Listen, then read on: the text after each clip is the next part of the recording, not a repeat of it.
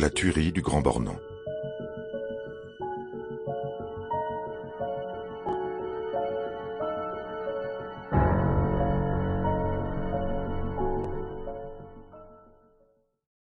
En 2003, une famille entière a été massacrée dans une tranquille station de sport d'hiver.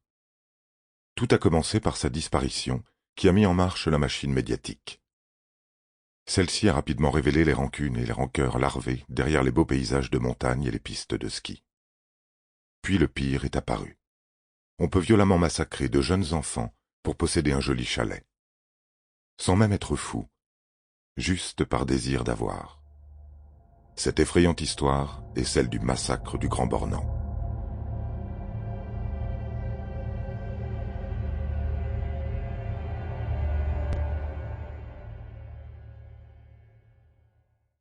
En ce samedi 12 avril 2003, Mario, 14 ans, rejoint sa mère au Grand Bornand, en Haute-Savoie. Ses parents sont divorcés et il vient passer quelques jours avec elle. Elle vit dans un chalet avec son mari, Xavier Flactif, et leurs 3 enfants âgés de 7 à 12 ans, Sarah, Laetitia et Grégory.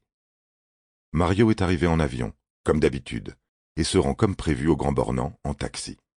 Il s'inquiète un peu car durant le voyage, il n'a pas reçu les messages habituels de sa mère, lui demandant si le vol s'est bien passé, si tout va bien. Il arrive vers 13h au lieu dit le Chinaillon, en aval de la station. Mais personne ne répond quand il frappe à la porte de leur entière, l'imposant chalet familial. Comme il fait froid, il demande au chauffeur s'il peut patienter dans son taxi. Celui-ci accepte, mais s'impatiente. Mario décide d'aller en ville, dans un restaurant où la famille a ses habitudes. Là non plus, il n'y a pas de trace de sa mère. Mario se rend alors chez la nourrice des enfants Flactif qu'il connaît bien. Ensemble, ils décident de retourner au chalet. Ils en font le tour et trouvent une porte ouverte par laquelle ils entrent et constatent que tout est bien rangé à l'intérieur. Cet arrangement ne ressemble pas du tout aux habitudes de la famille nombreuse, qui vit plutôt dans un désordre permanent. À l'étage, Mario constate qu'il n'y a plus ni drap ni couverture sur les lits. Le soir venu, Mario appelle sa grand-mère, qui lui conseille de prévenir les gendarmes. Ceux-ci mettent en place un plan de recherche sur les routes, car ils pensent à un accident de la circulation.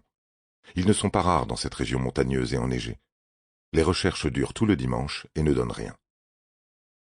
Le lundi matin, les 3 demi-frères et sœurs de Mario, les enfants de Flactif, ne sont pas à l'école. Les gendarmes décident alors de perquisitionner le chalet.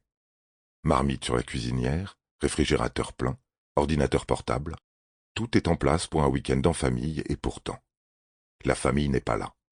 Le 4x4 familial non plus. Les gendarmes lancent donc un avis de recherche et un appel à témoins. Sample complete. Ready to continue?